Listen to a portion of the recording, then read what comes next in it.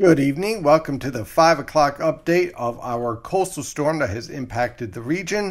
It has already produced significant coastal flooding. In fact, parts of Wildwood Beach is completely underwater. We've seen other locations from Monmouth County down through Cape May County featuring significant coastal flooding, and the wind gusts have been impressive as well, pushing over 50 miles per hour. We'll take a look at some of that data. So basically, the storm evolution for the immediate coast has panned out pretty much as expected. In fact, in Freehold right now, we just pushed over a half an inch of rain. We got about 0.55 inches of rain, and more is on the way. So again, the focus has been on the coast as expected. And you can see on the observations here that have just come in, we have winds sustained from the northeast at 10 to 20 miles per hour, pushing to 15 to 30 miles per hour right on the immediate coast with those higher gusts. As you move further inland, winds generally around 10 to 20 miles per hour, with gusts starting to push over the 30 mile per hour mark.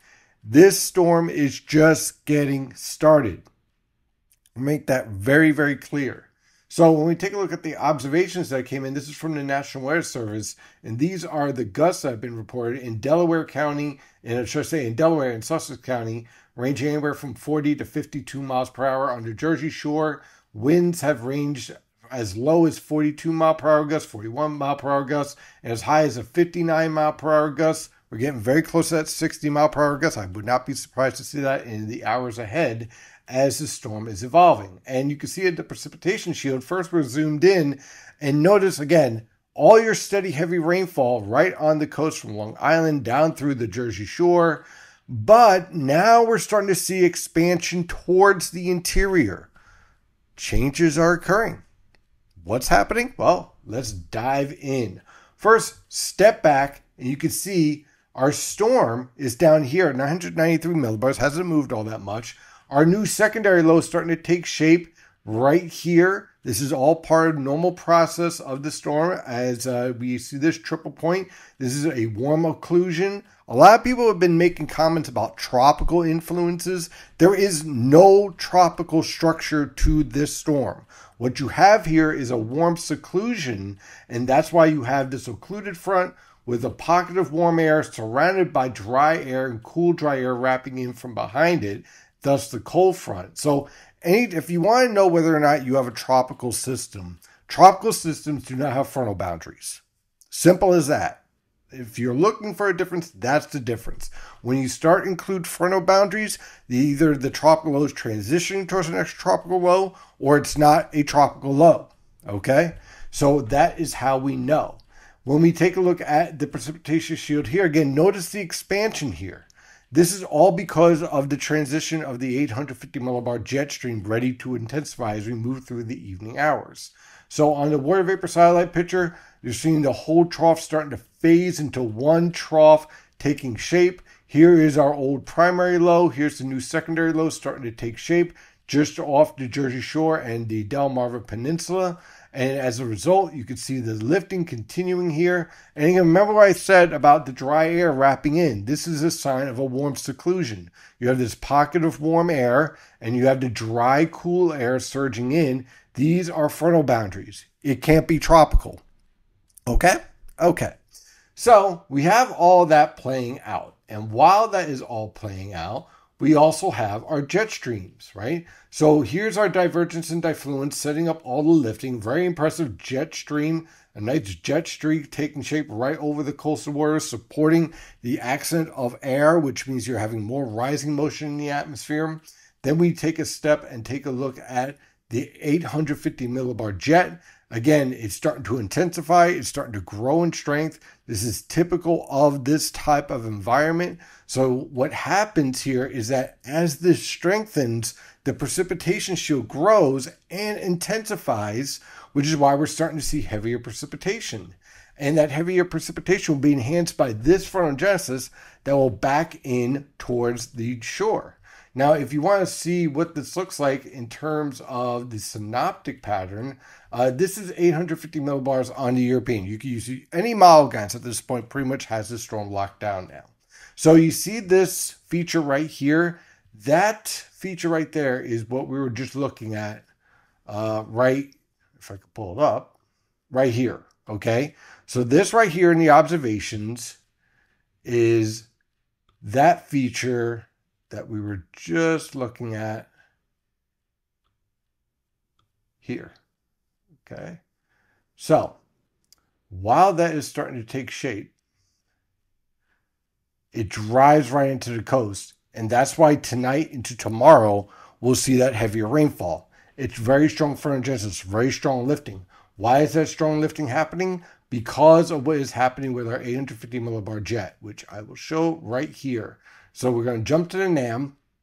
Again, European, GFS, all the models show the same thing, so we don't have to worry about that. You can see that jet streak. And where does it reach its strength? Its peak strength is basically occurring tonight around midnight. And that is where we're supporting winds at the mid-levels between 65 and 80 knots. Now, if you get that mix down to the surface, that's where you can get your wind gusts pushing over 70 miles per hour. I think that's going to be rare, but it's going to be a threat, okay? Especially right on the coast. So if you're by a beach, there's going to be a threat for that wind gust. So this is also why we're going to see an expansion of our precipitation shield, and why this storm is not over. It is just starting, and it's going to be at its worst tonight through tomorrow morning.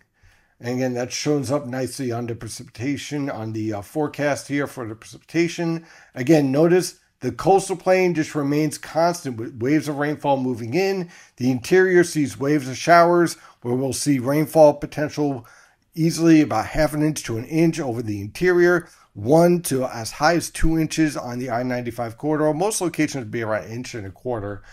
And of course, right along the coast, people pushing over 2 inches in total rainfall by the time this is all done on Tuesday morning. Yes, Tuesday morning this is going. So again, the worst conditions tonight with our strong winds expected. And this is where we're going to open up that potential for coastal flooding continuing, power outages, very heavy rainfall, poor driving conditions. The morning rush hour tomorrow is not going to be pretty with very strong winds expected. So just to step through, zone 3 is where it's the least impacts, about half an inch to an inch between today through Tuesday. So again, this isn't a one night thing. This is today through Tuesday. Waves of showers, total about half an inch to an inch and a half. Winds, northeast 10 to 20 miles per hour. The winds are going to be worse tonight into tomorrow morning. So watch out for those gusts.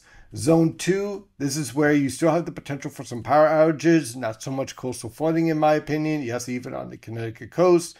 But you'll have periods of heavy rainfall for tonight, and that's where you're going to have that chance of pushing over an inch. Many locations will be around 1.25 inches by the time this is all done on Tuesday morning. A few isolated locations as they get close to zone 1, pushing to that 2-inch mark. And then in zone 1, this is where you have the potential to push over 2 inches of rain, with waves of rainfall, especially tonight into tomorrow morning, lingering on into Tuesday. And of course, the concern about the winds, ranging anywhere from 15 to 30 miles per hour with gusts over 40 miles per hour. That's already been confirmed, along with the coastal flooding of 2 to 5 feet above normal tides, which has already been confirmed, already verified. So this continues to be a very stormy night tonight. So just be prepared for the worst conditions tonight and a rough morning rush hour. If there are any changes to the forecast, of course, I'll have another update this evening, but that's pretty much it for today. I think that takes us on through tomorrow morning, but we'll have another update tomorrow morning. In the meantime, stay safe out there.